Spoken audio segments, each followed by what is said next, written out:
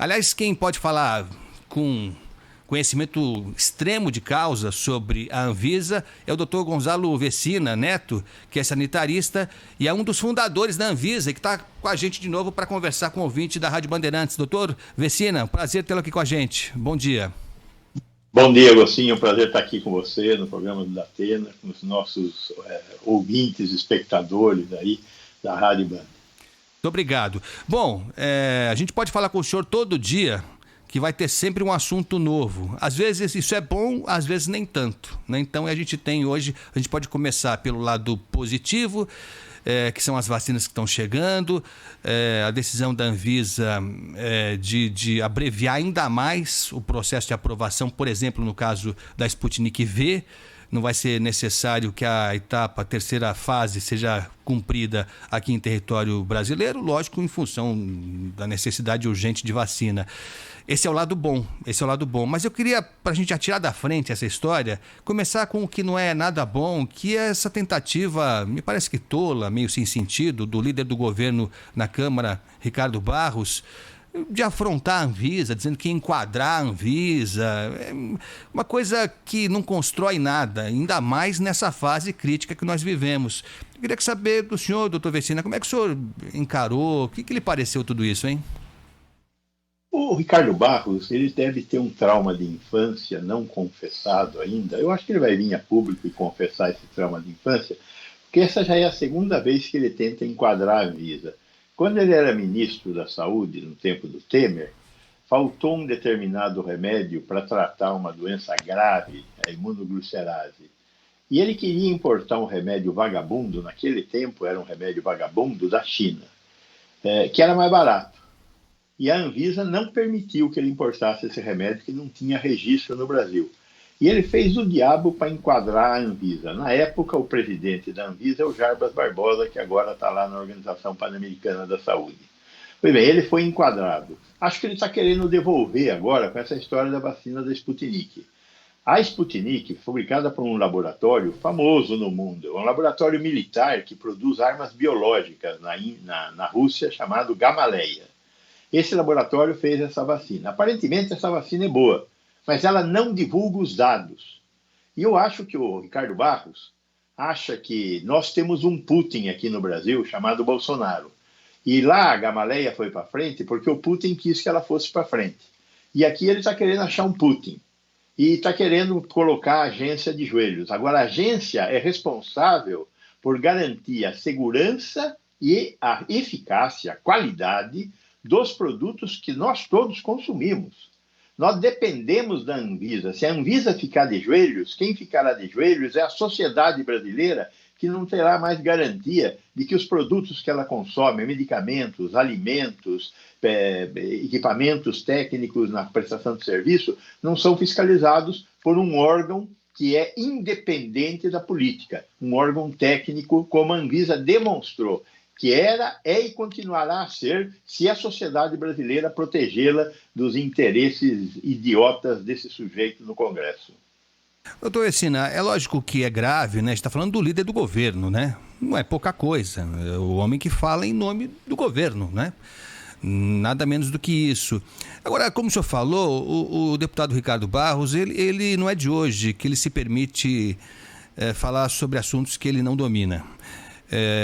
Agora, isso, para além de afrontar a imagem da Anvisa, o senhor não acha que há um perigo adicional, que é o seguinte: já tem muita gente duvidando da vacina, já tem muita gente se colocando como contrário à vacinação, dizendo que não vai participar da campanha de vacinação. Manifestações como essa não podem estimular ainda mais essa reação contrária ao imunizante, doutor? Claro que sim, ainda mais que o que ele está fazendo é contestar a capacidade da agência de dizer se um produto é seguro e eficaz.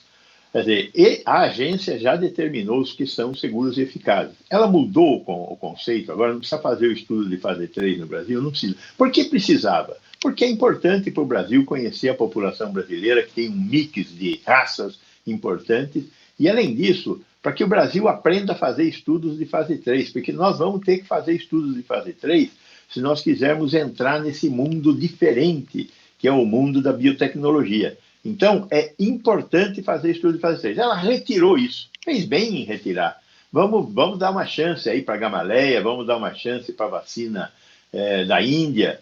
Ótimo, mas tem que demonstrar que fez os estudos de fase 3, que tem um número suficiente de casos e que está comprovado que o produto é seguro e eficaz. Ah, mas a Argentina já provou, o México. Eu acho que eles estão correndo um risco desnecessário, né?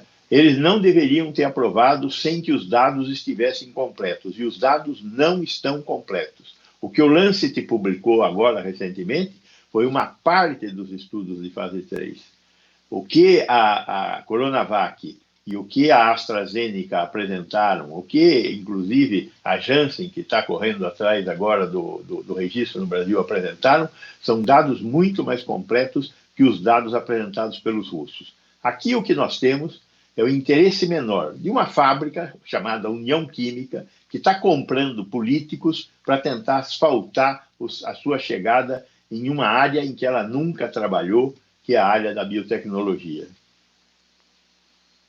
Nós estamos conversando com o Dr. Gonçalo Vecina, sanitarista e um dos fundadores da Anvisa, tratando desse assunto da pressão que o líder do governo na Câmara, Ricardo Barros, fez, dizendo que vai enquadrar a Anvisa, e falando também sobre essa decisão da própria Anvisa de não exigir da vacina russa, da Sputnik V, que ela realize a terceira fase aqui em território nacional, como era previsto desde sempre. Essa é uma prática, como disse o doutor Vecina, uma prática já consagrada para garantir a eficiência dessa vacina, como das demais, em território nacional. Agora, o senhor falou uma coisa, bom, nós estamos sendo retransmitidos também, doutor Vecina, pelo portal UOL, além das plataformas do Grupo Bandeirantes de Comunicação.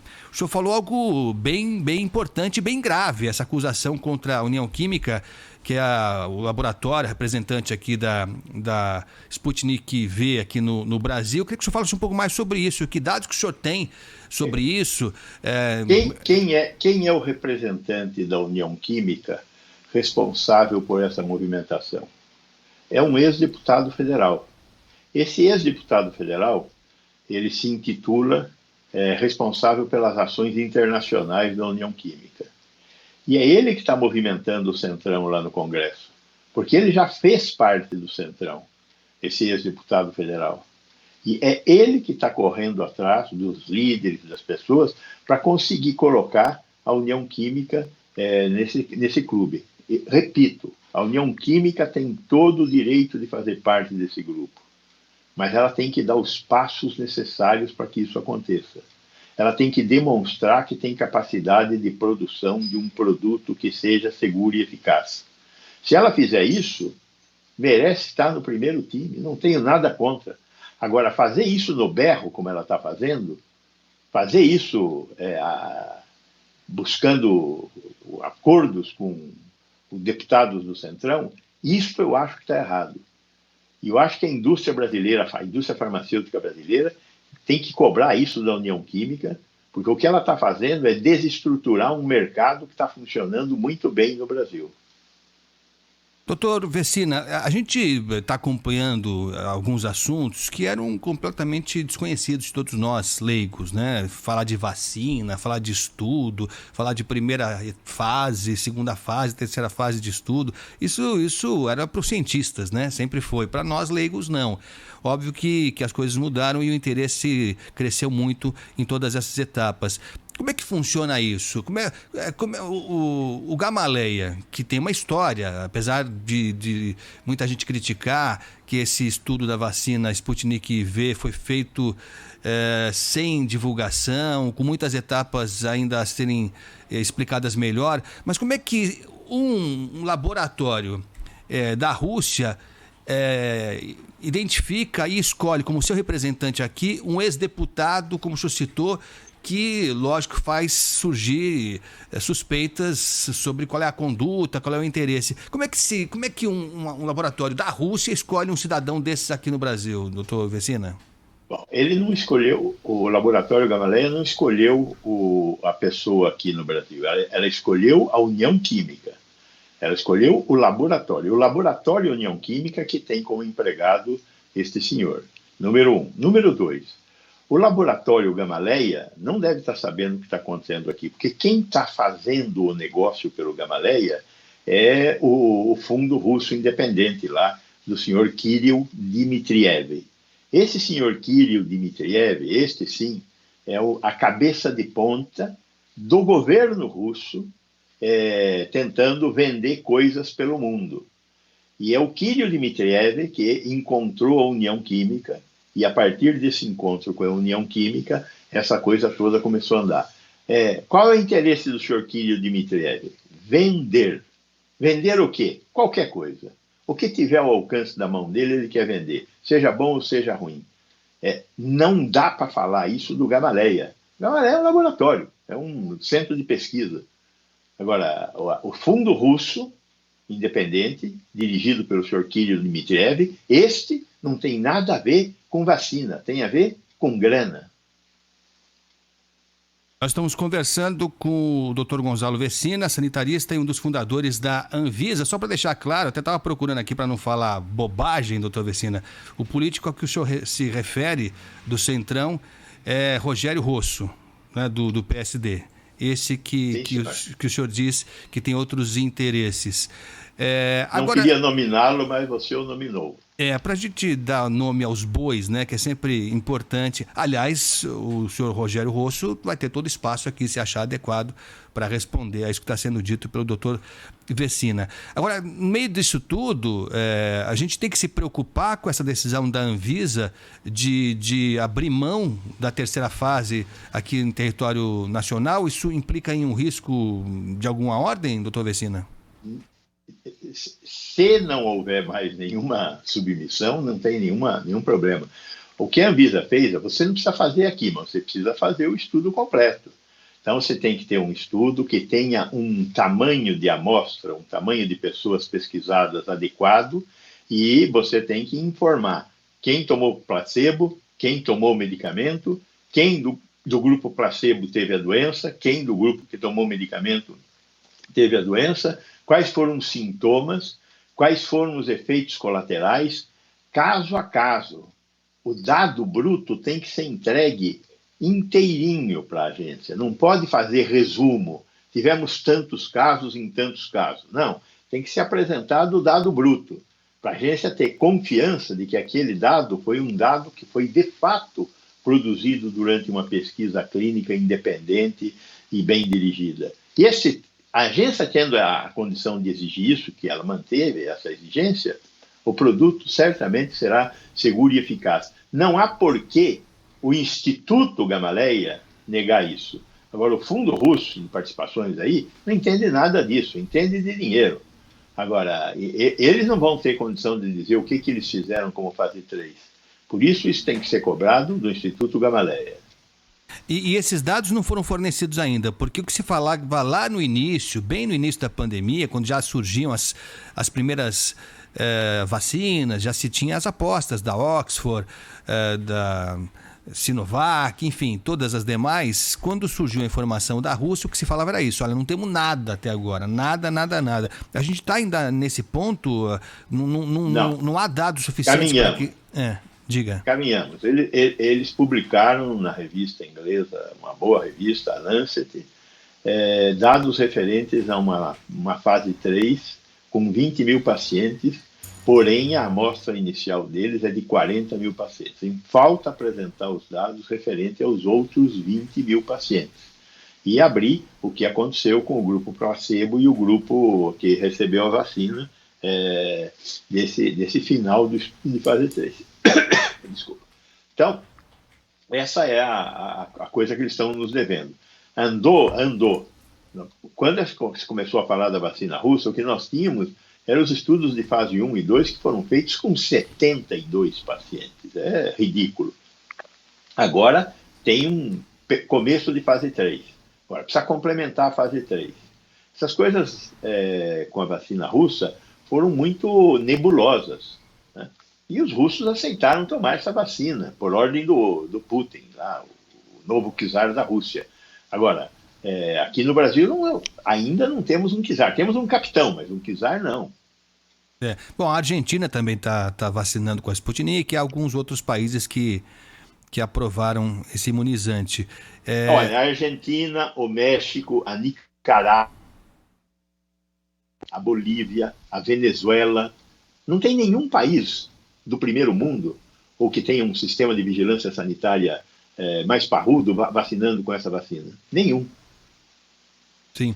Agora, há um atrativo a mais, que é o fato da Sputnik montar a sua estrutura aqui, caso seja aprovada. Já tem aqui, acho que na Via Dutra, acho que em Brasília, alguma coisa também, e está prometendo que o tal do IFA vai ser produzido aqui de imediato, que é o sonho de uma noite de verão. O que, na sua opinião, é de imediato? Essa é uma boa pergunta, mas o que se diz... Doutor... Vamos supor para você que eu tenho certeza absoluta que eles não conseguem produzir uma gota de IFA em 6 meses. Quer dizer, não é de imediato. Certeza. Então. 6 meses para pôr essa fábrica para andar, para obter as licenças, que aí ele não vai ter como negar, tem que obter as licenças. Nós temos que garantir que a fabricação seja feita em condições adequadas. E aí tem que fiscalização, não só da Anvisa. A Anvisa, se ele quiser vender a vacina para alguém, alguém vai ter que fiscalizar as condições de funcionamento da fábrica, como nós fazemos com todas as fábricas. A Anvisa foi visitar as fábricas lá na China, mas tem que visitar as fábricas lá na China. E esta fábrica que eles têm aqui no Brasil é uma fábrica que terminou a obra. Uma fábrica de medicamentos, para começar a funcionar, não é só terminar a obra. Você tem que se certificar que os equipamentos fazem o que eles dizem que fazem. Então, a balança pesa 1 quilo, tem que certificar que o quilo é pesado na balança, para que nós não tenhamos nenhum desvio na produção dos medicamentos. Isso se chama validação de planta fabril. Isto é um evento complexo e que tem um tempo para ser realizado, por mais que você corra. Então, eles estão, na melhor das hipóteses, há 6 meses de iniciar qualquer tipo de produção. Vou trazer o produto pronto da Rússia. Qual é a fábrica da Gamaleya na Rússia? O Gamaleya é um laboratório. Onde está a fábrica? Essa fábrica tem certificação de algum país fora da Rússia? Qual é a capacidade de produção de vacina dessa fábrica? Quantos milhões de doses? Porque não pode trazer aqui 100 mil doses, como ele está dando lá para a Argentina, 50 mil doses. Não pode trazer aqui 100 mil doses para começar a brincadeira. Fazer todos esses escarcéu para vender 100 mil doses, né, tem que, no mínimo, trazer 10 milhões de doses. De onde ele vai trazer 10 milhões de doses? Para valer a pena esse escarcéu que o Ricardo Barros está fazendo. Não existe isso, é um nariz de cera. Olha, eu acho que eu e muita gente... Eu estava contando com essa Sputnik. Bom, a Oxford e a Coronavac já estão aqui com essas dificuldades, enfim, mas elas que estão garantindo a nossa vacinação ainda precária. E esse IFA, né, esse ingrediente farmacêutico, que é o que vai mantendo a nossa dependência ainda dos interesses, das condições, das necessidades dos chineses e da Índia, enfim. Eu estava contando, e acho que muita gente que está nos ouvindo, doutor Vecina, estava contando que a Sputnik V vinha para reforçar esse processo, reforçar de uma forma consistente, né, o nosso processo de vacinação. Quer dizer, não é nada disso, né? De pronto não é isso. Veja, eu posso ser desmentido. Tudo que eu falei está dito aí. Parte do que eu falei tem escrito também. É simples. Que venha um representante da Gamaleya, do Fundo Russo, da União Química, fale, olha, os fatos, mas tem que apontar os fatos, não pode ser só ter fumaça. Os fatos não são iguais ao doutor Gonçalo falou. Os fatos são diferentes. Estão aqui os fatos. Eu me renderei. Bom, levando em conta, e tem que levar em conta, né? Quem está falando é só um dos fundadores da Anvisa, né? Um sanitarista dos mais renomados, importantes, com serviço prestado no país. Levando em conta essas dificuldades, que não são pequenas da Sputnik V, e levando em conta também, doutor Vecina, as dificuldades ainda da Coronavac e da Oxford, o que nós temos à mão para fazer agora, para fazer com que esse processo de vacinação pegue no breu? Veja bem, o Butantan e a Fundação Oswaldo Cruz têm contratos com as fábricas chinesas e a AstraZeneca para entregar durante o ano de 2021 350 milhões de Deu uma travada? doses no Doutor fornecimento Vecina, dos IFAs. o senhor está me ouvindo? Se não, oi, Não, deu uma travada. O senhor estava eu estou dizendo ouvindo, que. sim, senhor. O senhor estava dizendo Se não que. houverem atrasos no fornecimento dos IFAs e da transferência de tecnologia, nós vamos ter 350 milhões de doses entregues pelos dois laboratórios. Mas não pode haver mais atraso. Se não houverem esses atrasos, nós vamos ter 30 milhões de doses mês entregues por Butantan e Fiocruz a partir do final de março. Isso permitirá que nós vacinemos toda a população brasileira até o final do ano. Nós temos que vacinar 160 milhões de brasileiros, que são os que têm mais de 18 anos. Não vamos vacinar gente com menos de 18 anos. Com 2 doses, 160 milhões, 2 doses, 320 milhões de doses. Quanto nós temos comprometido com os laboratórios chinês e inglês? 350 milhões de doses. Então, até o final do ano. Seria bom ter mais doses e diminuir esse prazo? Claro. Vamos tentar comprar da Janssen? Vamos tentar comprar da Pfizer? Vamos tentar comprar da Moderna? Vamos. Agora, vamos tentar comprar. Vamos tentar acertar a Gamaleya, o Sputnik 5? Vamos tentar. Só que nós não estamos tentando nada. Quer dizer, quem está chegando até nós é o fundo russo. Por que o fundo russo está aqui? Ele quer vender. O interesse dele é esse. Ele não quer entregar, ele quer vender. E porque se ele conseguir vender para o Brasil sem entregar, ele consegue vender em mais meia dúzia de países. Tem um golpe de marketing aí. Porque a nossa vigilância sanitária é respeitada no mundo. Eu vou pedir para o senhor repetir esse cálculo aqui para a gente terminar a entrevista com um calorzinho no coração, imaginando que dá para ter uma luzinha no final do túnel. Se todos os contratos firmados pelo Butantan e pela Fiocruz forem cumpridos à risca, nos prazos, o senhor falou que nós teremos 30 milhões de doses por mês a partir de março. A partir de março. Todos os meses, 30 milhões. 30 milhões de doses. O que vai dar até o final do ano, 300 milhões de doses.